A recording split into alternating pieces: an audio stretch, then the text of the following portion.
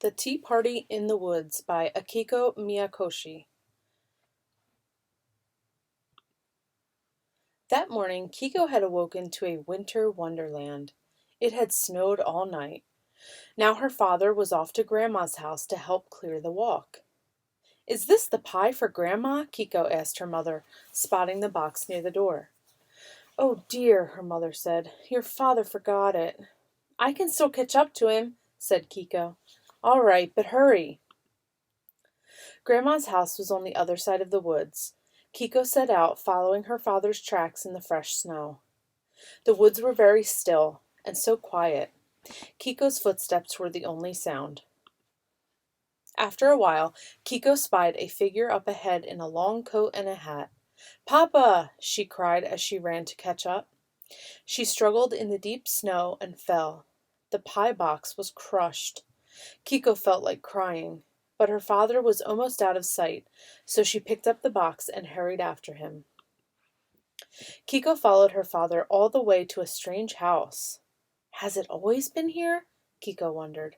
She couldn't remember having seen it before. She watched as her father went inside. Curious, Kiko peered through the window.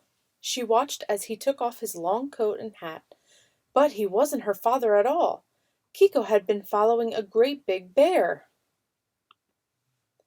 "Are you here for the tea party?" asked a kind voice. Kiko turned to see a little lamb standing nearby. "This way," said the lamb, gently taking Kiko's hand and leading her inside. Kiko couldn't believe her eyes. And what did the other animals say when they saw her?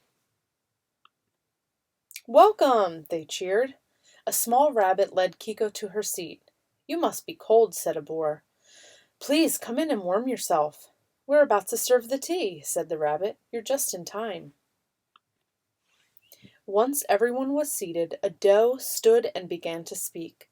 "Thank you all for coming on this cold winter day. We have a special guest with us. What is your name, my dear?"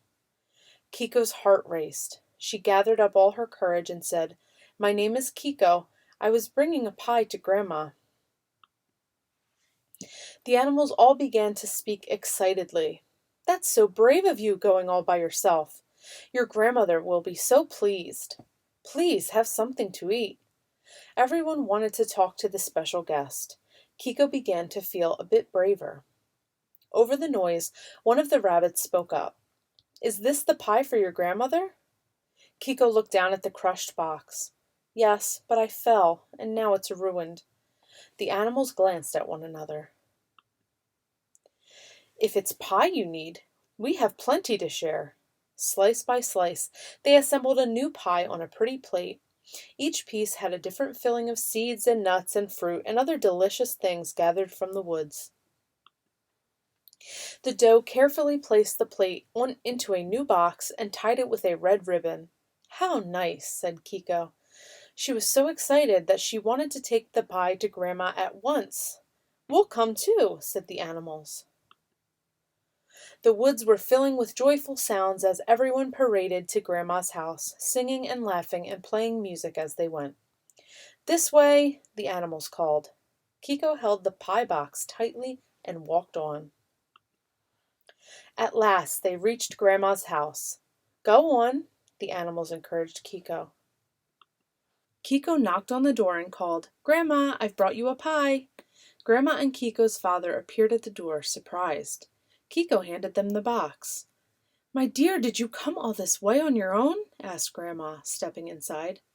Kiko looked around, but the animals were nowhere to be seen. "You're never alone in the woods," Kiko answered, smiling. She was sure her new friends were listening.